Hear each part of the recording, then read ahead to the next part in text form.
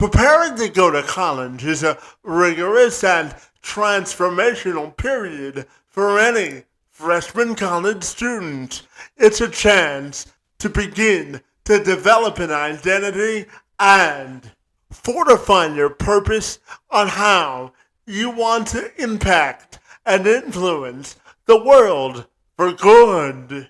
It's a chance for exploration and a furtherance of the ability to create the next chapter in your life story. According to my friends over at research.com, they report the average college acceptance rate across the United States is 68%, with more than half of the colleges and universities across the country reporting an average acceptance of 67% or higher. With all this as a backdrop, it's important to remember that the college admissions process is indeed incredibly competitive, which in turn places an increased importance in developing a standout strategy which will allow you to stand out amongst the rest, all in an effort to get you into your dream college or post-secondary institution. One woman who can help you ace the college admissions process and enter you into your dream college is my friend Shellee Howard. She's a certified college consultant and the CEO of College Ready, where she helps students and families create a standout strategy for college admissions in order to get college hopefuls into their dream institution and graduate debt-free. And Howard joined me this week to tell me more. I'm Kevin McShann. Let's have this conversation.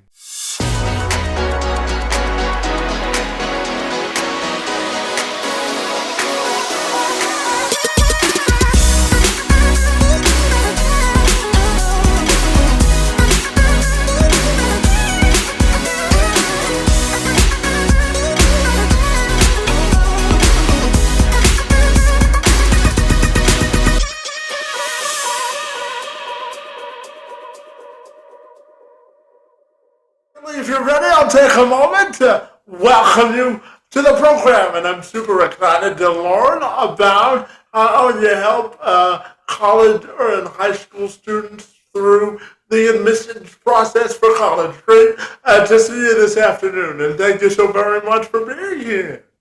My pleasure. So, Shellee, I'm curious if we can start our conversation by asking you why it's so important to help college students get into their dream college for you, debt-free, and making sure that they get into their desired institution. I'm wondering your thoughts there as well. So it really stems from my firstborn and what a difference it made his life when he graduated from college debt-free. So my why this is so important to me is because I still am, a parent who is helping my child navigate their future. We all want what's best for our children. There's no doubt about it. And in the pursuit of that, it is a bit overwhelming, competitive, and expensive to not only get accepted to college, but to get out without debt. And so when I have helped families do this, I see how the teenager, the young adult, is launched into life without any debt.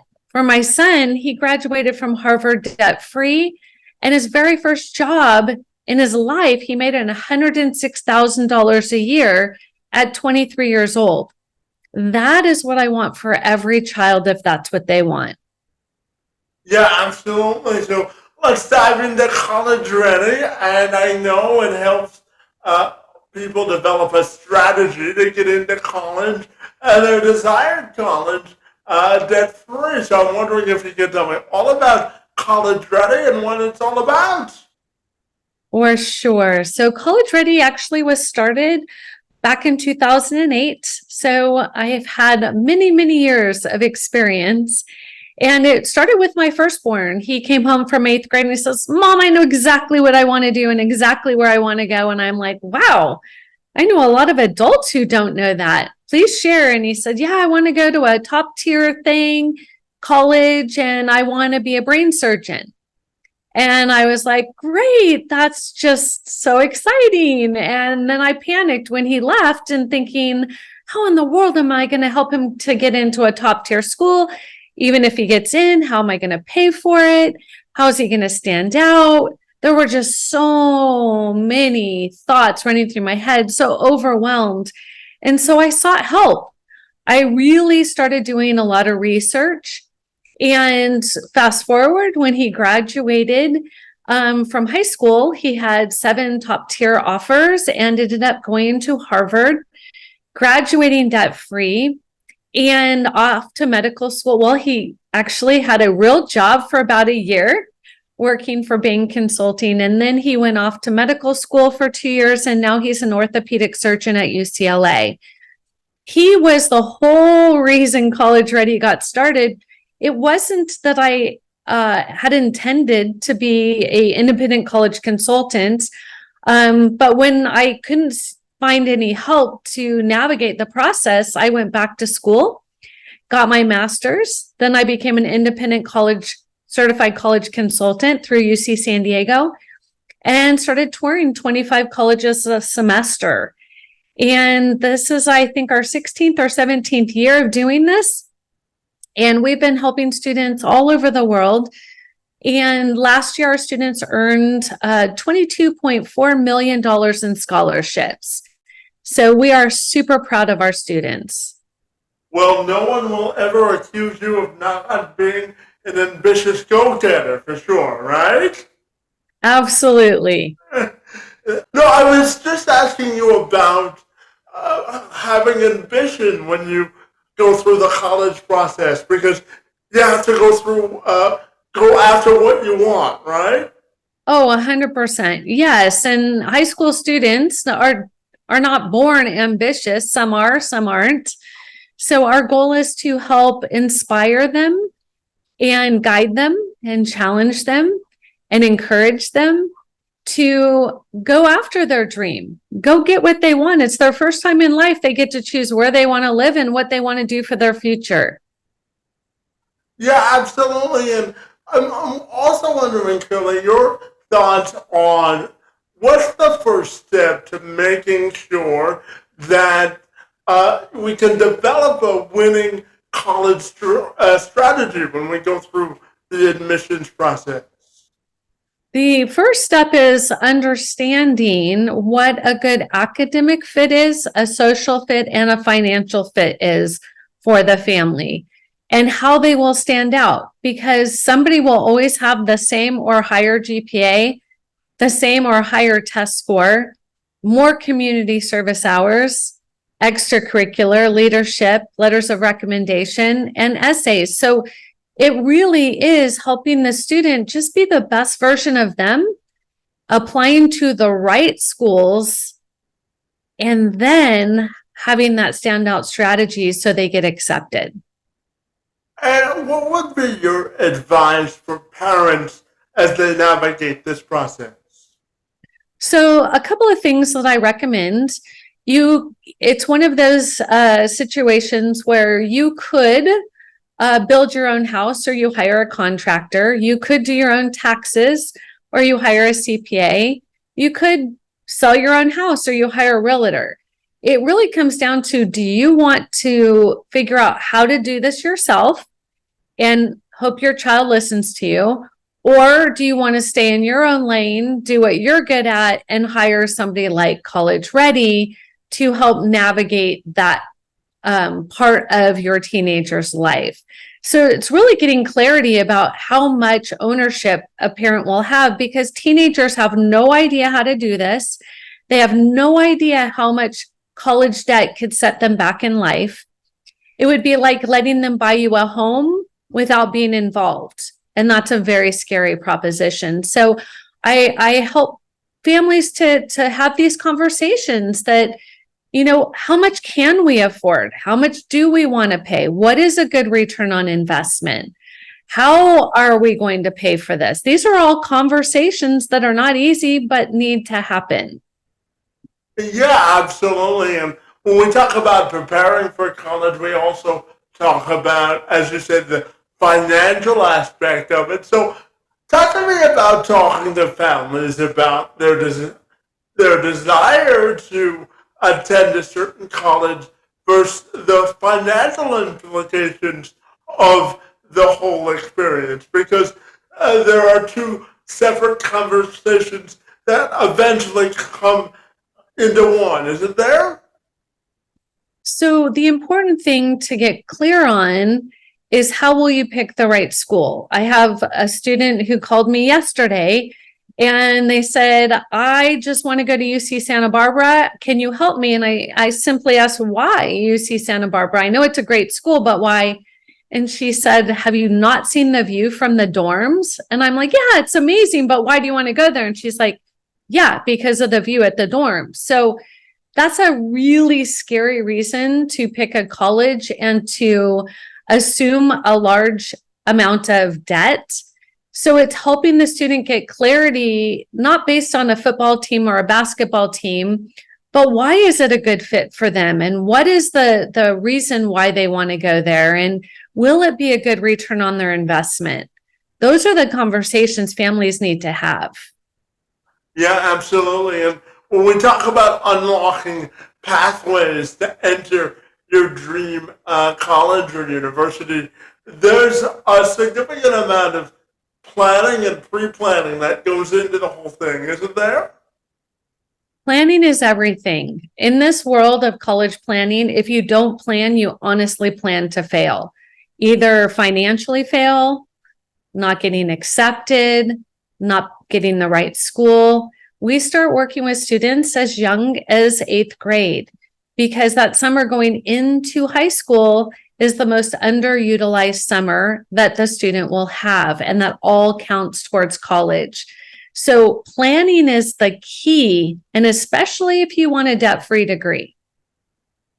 Yeah, absolutely. And Shellee, I'm also curious to ask you about the importance of really thinking forward when you enter your senior year in high school and really thinking about the next chapter in life. What's the importance there of that process as well? So, I tell students all the time, getting into college isn't the hardest part. It's getting out of college with a degree that you can turn into a career that you're going to love.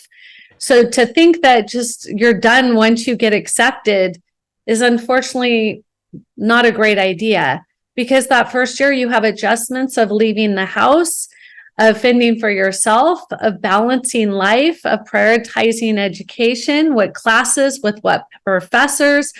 Will you attend? Will you not? These are all life decisions. And so it doesn't end when you say yes to a school. Yeah, it certainly doesn't. And I know for many college students, as you said, it's the first opportunity for them to be on their own. So I know you also help them with financial literacy and financial education. So I'm wondering your thoughts on how important the practical financial side of college admissions really is. So if a family does not want to pay full price for college, they don't have to. What they don't understand is what they truly don't know. And that is, everybody should complete the FAFSA, regardless of how much money you do or don't make. We help families complete the FAFSA and the CSS profile, and we want them to know their student aid index. What do colleges expect them to pay before they say yes. Once they say yes to a college and they sign their name that they are going, there is no more negotiation for financial opportunities. So all of it comes down to being educated about what your opportunity is and then creating a plan for how you are going to capitalize on it. Yeah, absolutely. And you talk about capitalizing on education. Shellee, I'll share just a quick story with you. So I was born with what's called spastic quadriplegic cerebral palsy.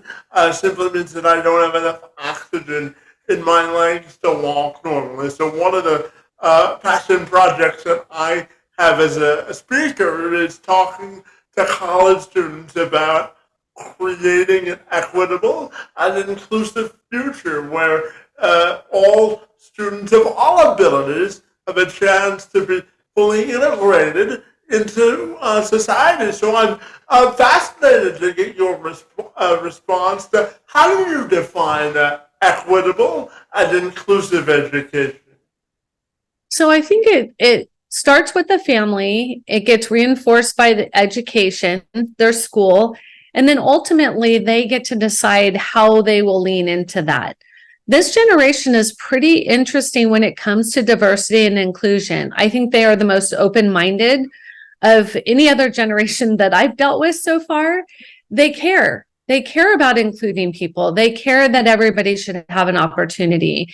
And so we talk about diversity and inclusion in many different ways. It could be ethnicity, it could be disability, it could be mental illness. There's so many ways to include everyone. We have a Passion with Purpose project that our students are a part of. They're building classrooms for underprivileged children in Uganda, a third world country. And why we're doing that is for them to learn what life is like for somebody who doesn't have the same opportunities, who isn't given everything, and they're loving it. It is a wonderful opportunity for them to really express that ability to be diverse and inclusive and honor everybody where they come from. Absolutely. And, Shellee, as you know, a four-year university degree isn't for everyone, and I know you work with a variety of college hopefuls and finding the right fit for them. So I'm curious to get your thoughts on the evolution of both vocational education and trade schools as well, and how it helps to contribute to success after high school as well. So we do believe that every student, every 17 or 18-year-old should have the opportunity to take a skills and career assessment. We believe that that is an incredibly helpful place because it does no good for a student who doesn't want to go on to college to be forced to go. It never ends well. But when a student finds out why they would want to go, I'll give you an example. A young man I spoke with just last week, he said he wanted to go into the trade of electrician. He loves working with his hands. He liked the whole idea of being in a different place all the time. And then I asked him, are you going to feel the same way when you're 50 or 60? Or would you like to learn the skill of management or marketing or finance right now, be an electrician, but be able to own many electrician companies and manage people who do that? A lot of times they think it's either or, but I don't know too many 60-year-olds who were electricians who don't have bad knees or bad backs. And nobody talks about the challenge of doing a hands-on labor job later on in life. I want that young person to have that conversation now so they don't have regret later. Yeah, absolutely. And, I'm curious to get your thoughts on the role you think parents need to play in sort of saving and financially planning for college. What are your thoughts there? I think each family needs to do it the way that they see fit. I don't think there's one way or the best way. Some families are happy to write a big old check to their alumni or the child's dream school and launch them that way. Other families I work with have no funds. So if we don't get them merit money, they won't be able to go to a four-year institution. I help students put together, a work study plan. There's so many ways that a student can get into college. There are 10 colleges that are free. Great. All the student has to do is work. So there's really no reason if a student wants to go to college that they shouldn't go unless they just don't want to work for it. Yeah, absolutely. And just building on that, I'm also curious to ask you, what do you think is the role of the government in terms of eliminating college debt and giving students not a handout, but a hand up when it comes to eliminating college debt? Well, I actually approach it from a very different place. I'm of the mindset, don't get into debt in the first place. I don't feel the need to talk about politics or the government should or shouldn't do. That's not my place.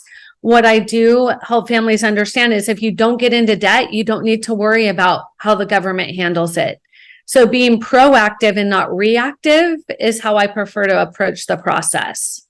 Yeah, absolutely. And, Shellee, I'm also curious to ask you about optimizing the college selection process and some priorities people need to think about when selecting their dream school. So top priority should be academic fit. That's the reason they're going there or should go there, is to get further educated in an area that they want to emphasize in. So do they want to be the big fish in the small sea or the small fish in the big sea? Do they want to fight for every A or do they want to set the bar?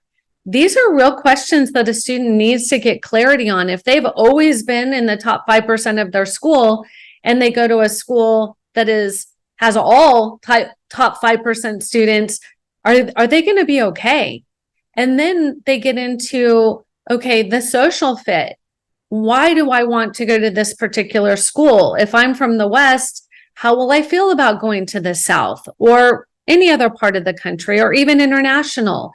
So it shouldn't be just the brand name of a school. It's like Nikes and Adidas. They're both great tennis shoes, but what's a great tennis shoe for you? And that's what the college fit really needs to be is, does it fit the student academically, socially, and financially? And if that's the case, then that's a good fit. Yeah, absolutely. And so if you could wave a magic wand and eliminate barriers to entry to college, what do you think you would want to sort of streamline or make easier so that more students could enter the college of their choice? I believe education is the key. Every time I go and I speak to a large group of parents, they are so amazed at how much information they don't have.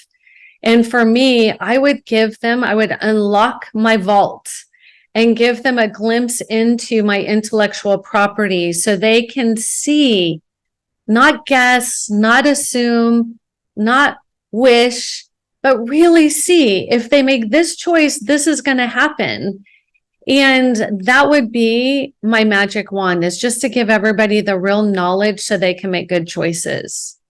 Yeah, absolutely. And, I think that empowering students is a real sort of game changer in today's college admission process. So how important is it to sort of let students know that there is a power of choice and that they have an investment in their own future? How important do you think that is? I believe the first thing that's a bit more important is financial literacy. It is not being taught in their high school or any school. They're taught math. They're not taught debt. They're not taught the cost of moving out of their parents' house. There is nothing that prepares them to make this decision. So it really has to come back to, first, we need to help our children understand the cost of attendance and the return on their investment. Not every child needs to go to college if they are going to not use their college degree. Mm-hmm. It's important for the student to understand first, if they're going to take out loans, that they can take out loans by themselves. Their parents have to put themselves at financial risk. Even if the student dies, the parent assumes the loan. So it's not a good time for parents to go, you know what, we're just going to let our kids figure this out on their own, because they don't know how to do that. It would be like them buying their parent a home without their parent being involved. So it really comes down to helping the child become financially literate, so they know a good return on investment for college in their future. Yeah, absolutely. And, Shellee, I think that applying for college can also give you practical experience in life. So I'm curious, how do you think applying for your dream college can also give you tangible skills that you can use in other aspects of your life? The first one that comes to mind is the gift of persuasion, of positioning, of strategy. Students are doing amazing work, such great work. And then when they put it on their application, they dumb it down. They become humble, they become shy, they become, oh, it's not that big of a deal. Well, life is all about presenting yourself in the best light. So if they can't do it on their college application, they need to learn how to do that. And that may come from a parent, a mentor. We spend a lot of time helping students have a voice for what they've done. They'll talk about, I joined the NHS. At some schools, that's a pizza party. At other schools, it's a very competitive organization. Colleges don't know which that is, so they need to learn how to use their voice to advocate for themselves. Yeah, absolutely. Absolutely. As a motivational speaker myself, Shellee, I'm always constantly reminded is the power of networking and adding value to organizations, and the importance of really putting myself out there. It's one of the reasons I started this podcast. So tell me the importance of networking, adding value, and how that translates to the college admissions process, because oftentimes it's not what you know, it's who you know, isn't it? A lot of life is who you know. A lot of life is figuring out who you are. Teenagers are still in the part of who am I and why do I matter? What are my gifts, my talents, my core values? Nobody's talking about the foundation of teenagers. And when we look at where the ownership comes in, it really is, it takes a village. It's not as simple as, just raising a child, because they need a lot of different perspectives to turn into a practical adult who can make wise choices. I think teenagers sometimes get a bad rap, that they're unreasonable, they're unruly, parents don't like teenagers. I love them. I love them all. And I think all they need is a little bit of knowledge, and it will go a long way. Networking is really sharing their knowledge with others and taking what others share and, doing something with it. The alumni group at the college you pick can help you with a job for the rest of your life. My son and his Harvard roommates, they get together once a year. They're now mayors and doctors and lawyers and CPAs, and these people look out for each other. They know, like, and trust each other. So when you pick a college, make sure that alumni group is strong and that they are helpful when it comes to supporting each other. Yeah, absolutely. Life is a constant game of networking for sure. And Shellee, I'm also curious to ask you, how does passion and purpose purpose sort of integrate into a college selection process? Because it's important to follow what you're passionate about, because then you make the investment once you're in the college or university. Would you agree with that? I think the Passion with Purpose project is one of my favorite things I get to do with students, but not just for the community service aspect. I think that's a wonderful aspect, but what I have found is when teenagers dig deep and figure out what they truly love, what they're passionate about, what is their why, and they can tap into that, then they get to go and try it out. If a student wants to be a botanist, but yet doesn't like to get their hands dirty, it's important that they get their hands dirty. And so passion with purpose is first figuring out what you're passionate about, what you advocate for, and lead others to create that change.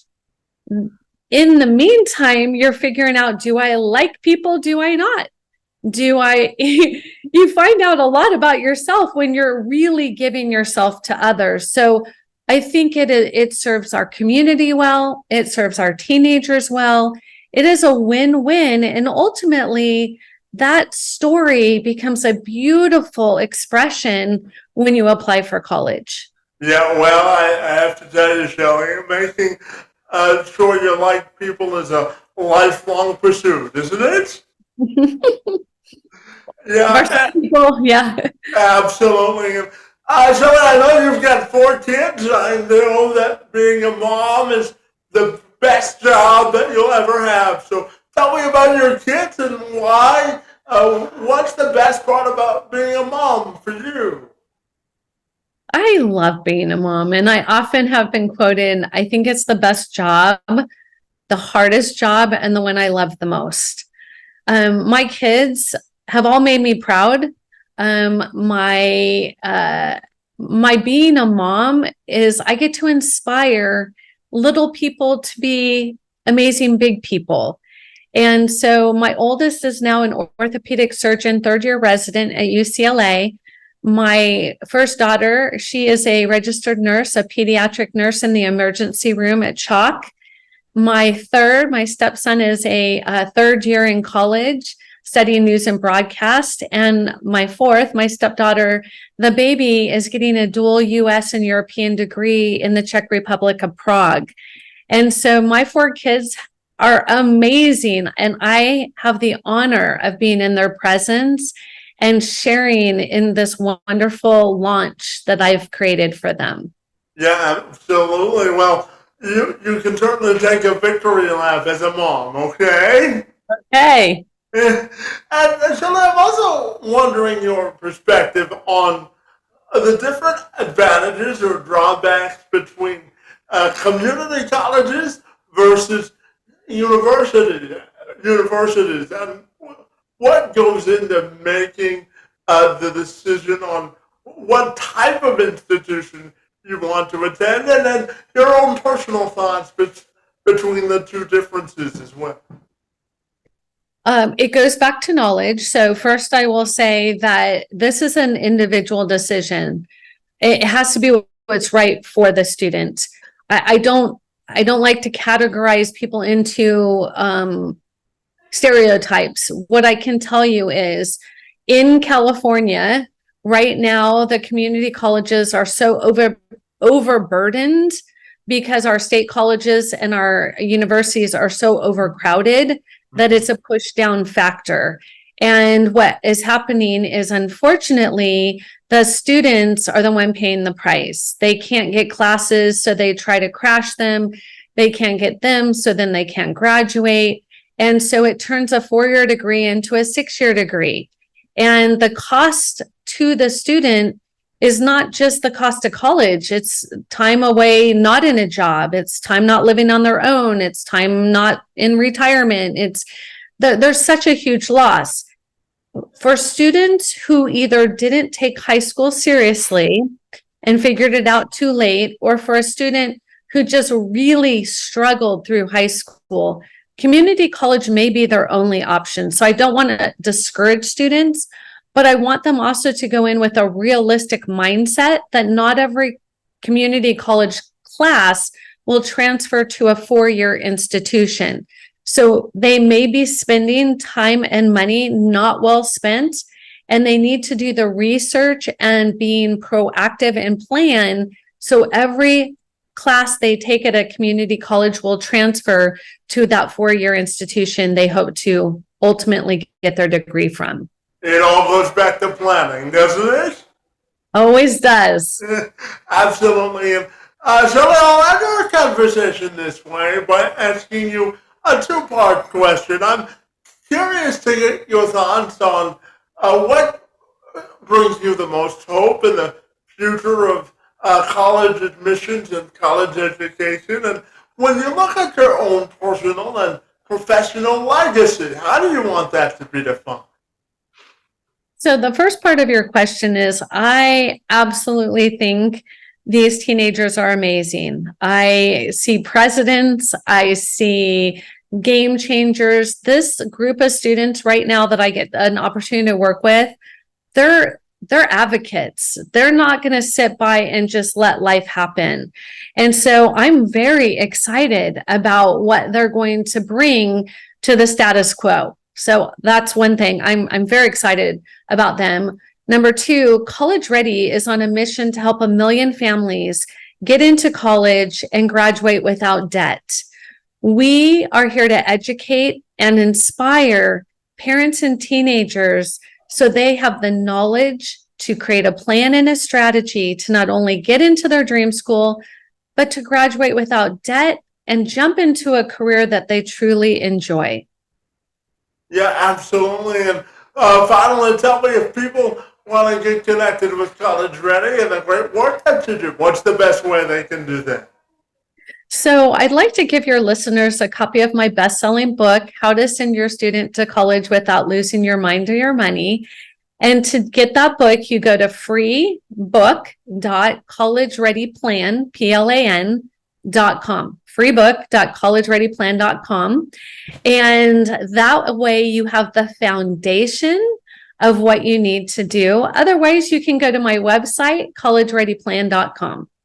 Well, fantastic. Shellee, I really want to thank you for the great work that you do to open up inclusive doors of education for high schoolers and college students alike. Their work in the space and time on my behalf is most appreciated, and I want to thank you for engaging in conversation with me this afternoon and for being here. It's most appreciated. It has been my pleasure, and I wish you all the best.